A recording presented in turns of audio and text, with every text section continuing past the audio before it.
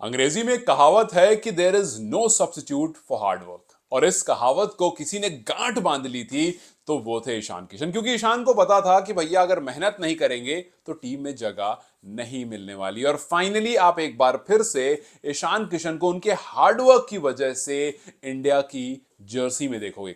जी हाँ, सूर्य कुमार यादव जो कि टी20 के कप्तान है, उन्होंने एक प्रेस कॉन्फ्रेंस की और उसमें बताया कि कल ईशान किशन आपको 3 नंबर पर खेलते हुए दिखेंगे। हालांकि बहुत लोग इसमें श्रेयस अय्यर को भी फॉरवर्ड कर रहे हैं कि नहीं यार, अय्यर जो है वो ज्यादा डिजर्विंग, अय्यर जो है उनका आईपीएल ज्यादा अच्छा रहा था। और मैं इस टाइम पर अय्यर वर्सेस ईशान किशन बिल्कुल नहीं करूंगा।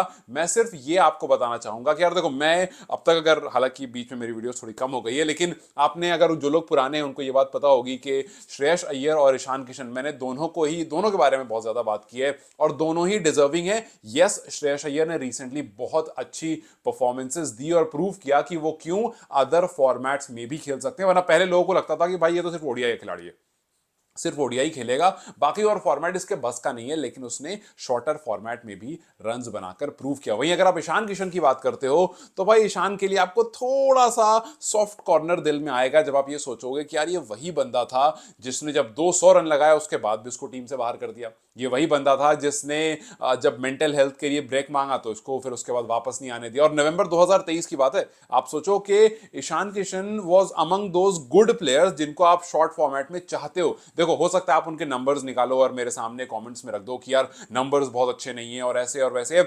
आपको भी बात पता है कि इस टाइम पर अगर ईशान जैसा खिलाड़ी किसी और टीम में होता तो उसको बैक किया जाता, अगर मैं शॉर्टर फॉर्मेट की बात करूं, just because of his natural instinct, जो उसका खेलने का तरीका है। आज क्यों ऐसा होता है कि आप अभिषेक शर्मा को बहुत मौके देते हो, हालांकि उन्होंने रन्स लगातार बनाए हैं, टी20 का जबरदस्त नंबर 1 बल्लेबाज है, लेकिन उसके बावजूद उनको उनकी अटैकिंग इंस्टिंक्ट की वजह से टीम में रखा जाता है। और भले वो 5 मैच फेल भी हो जाएं, सबको पता है कि वो एक मैच जहां पर हिट करेगा वहां पर कहानी बदल देगा। यस, उनके नंबर्स ज्यादा अच्छे हैं, but Ishan is that one guy जिनको कभी भी प्रेफर्ड नहीं किया गया। होता ना एक प्रेफर्ड विकेट कीपर की, भाई ये हमारा प्रेफर्ड विकेट कीपर है, वो कभी भी नहीं हुआ। अब यहां पर आप देखो, जिस तरह से ईशान के अगेंस्ट चीजें हुई थी, यहां पर उसी तरह से ईशान के फेवर में चीजें हुई हैं।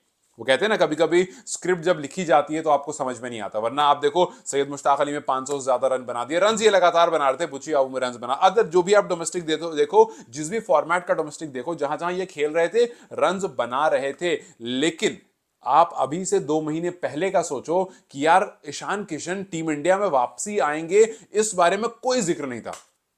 ईशान जब आईपीएल में सनराइज हैदराबाद की तरफ से पिक किए गए तो वहां पर लोगों ने कहा कि यार, मैंने खुद भी कहा था कि ये अच्छा मौका है इनको वापसी करने का, और आते ही उन्होंने शतक जड़ दिया था। तीसरे नंबर पर ही खेले थे, जहां तुमने ध्यान है, तीसरे नंबर पर खेलते हुए शतक जड़ दिया था वहां पर। और फिर उसके बाद लोगों ने कहा कि भाई आ गया है वापस। लेकिन अनफॉर्चुनेटली एकदम से फॉल दिखा और फिर लास्ट मैच में जाकर के एक बार फिर से उन्होंने रन किया। लेकिन इस टाइम पर जब इंडिया अभी से 2 महीने पहले शुभमन गिल को बैक कर रही थी कि भाई शुभमन गिल हर फॉर्मेट में गिल, हर फॉर्मेट में गिल, वहां पर जब फ्लॉप हुए गिल तो फिर लगा कि नहीं नहीं नहीं, वापस से पुराने फॉर्मूले पर आते हैं। और पुराना फॉर्मूला क्या था कि भैया संजू सैमसन के ओपन कराएंगे और अभिषेक उनके साथ रहेंगे और फिर हम उनके नीचे देखें किसी को। क्योंकि अगर अभी इस टाइम पर शुभमन गिल ऊपर होते तो शायद आप संजू की तरफ जाते, आप ईशान की तरफ जाते ही नहीं। और इससे आप कुछ टाइम पहले देखो, आपके पास ऑप्शन में कौन 2 विकेट कीपर था, आपके पास जितेश शर्मा और संजू सैमसन थे। गिल को आप इतना ज्यादा टीम में चाहते थे कि आपने संजू सैमसन को कहा कि भैया मिडिल ऑर्डर में खेलना आप सीख लो, मिडिल ऑर्डर में ही जगह मिलेगी, बिकॉज ऊपर तो गिल है। फिर समझ आया कि यार ये हम गिल को अंदर करके थोड़ी सी टीम का नुकसान कर रहे हैं, बिकॉज गिल शायद वहां पर फुली फिटेड नहीं है। हालांकि वी ऑल नो के ओडीआई फॉर्मेट में Gill is the perfect guy, लेकिन टी20 में वो फुली फिटेड नहीं है और इस वजह से फिर गिल को ड्रॉप किया गया। टी20 वर्ल्ड कप उनको जगह नहीं मिली और फिर वापस से संजू और अभिषेक शर्मा और तीसरे नंबर पर तिलक वर्मा रहे। लेकिन अब तिलक वर्मा की इंजरी होने के बाद जब मौका आया कि यार अब हम किसको पिक करें, तो फिर आपने जो backup wicket keeper top order का अच्छा बल्लेबाज रखा है उसको मौका देने का सोचा। और ये बात सूर्य कुमार यादव ने कही कि अगर कोई नीचे का बल्लेबाज इंजर्ड होता, चौथे नंबर का, 5वें नंबर का, 6ठे नंबर का, तो हम ईशान की तरफ नहीं देखते, शायद हम किसी और की तरफ देखते, रिंकू की तरफ या किसी और की तरफ आप देखते। लेकिन फिलहाल क्योंकि टॉप ऑर्डर की तरफ से इंजरी आई है तो ईशान को एक बार फिर से बहुत अच्छा मौका मिला है। और 2 साल और 2 महीने या 2 साल 1 महीने के आसपास का टाइम हो गया, क्योंकि नवंबर में खेला था उन्होंने 2023 में।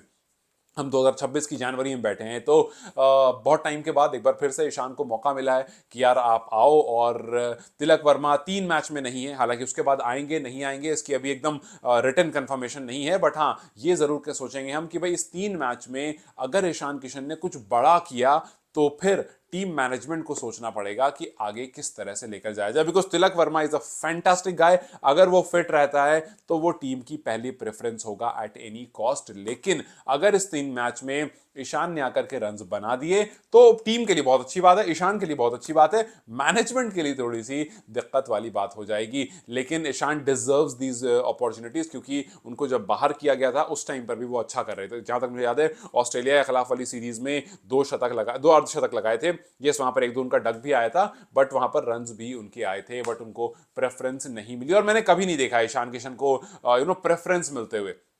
जैसे हमने देखा शुभमन गिल को प्रेफरेंस मिलते हुए, हमने देखा है सूर्य कुमार यादव को प्रेफरेंस मिलते हुए कि भाई कभी नहीं भी अच्छा कर रहे हैं तो चलो कोई बात नहीं, चलने देते हैं। लेकिन हमने ईशान किशन को प्रेफरेंस मिलते हुए नहीं देखा है। But it's good to see कि सूर्या ईशान को बैक कर रहे हैं। और इस मौके पर सूर्या ने, अब वैसे भी अगर आप देखोगे तो टॉप ऑर्डर में जैसा मैंने शुरू में कहा 2 ही नाम है, श्रेयस अय्यर या फिर ईशान किशन। टीम जो है वो ईशान किशन के साथ जाना प्रेफर करती है, क्योंकि लेफ्ट हैंड बैटर है, तिलक वर्मा भी लेफ्ट हैंड बैटर था, और लेफ्ट राइट वाला कॉम्बिनेशन जो है उसकी अपॉर्चुनिटी आपके पास बढ़ के रहती है। तो अब देखना यह है कि ईशान जब कल खेलने उतरेंगे तो कितनी जल्दी उनका मौका, उनकी चांस आती है। क्योंकि अभिषेक शर्मा जो है आपको पता है कि वो किस तरह के खिलाड़ी हैं, चल गए तो चांद तक, नहीं चले तो शाम तक वाला हाल है। तो हो सकता है वो पहले दूसरे ओवर में आउट हो जाएं, या हो सकता है कि वो 7-8 ओवर खींच दें और फिर टीम का मैच जो है वो एकदम बनाकर रख दें। तो वो किस टाइम पर ईशान को मौका मिलेगा ये तो वक्त बताएगा, या फिर संजू की जगह मिल जाए, यू नेवर नो।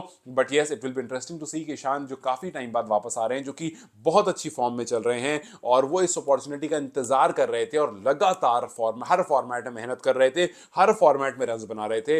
अब यहां आकर के वो क्या डिलीवर कर पाते हैं या नहीं कर पाते हैं। खैर जाते जाते आपसे यही सवाल रहेगा कि आपके हिसाब से क्या ईशान किशन एक बेहतर चॉइस है और सही डिसीजन है सूर्य कुमार यादव का, या फिर यहां पर श्रेयस अय्यर का होना ज्यादा बेहतर होता? जो कमेंट सेक्शन में जरूर बताएं। Till then you guys take care, see you very soon, bye bye.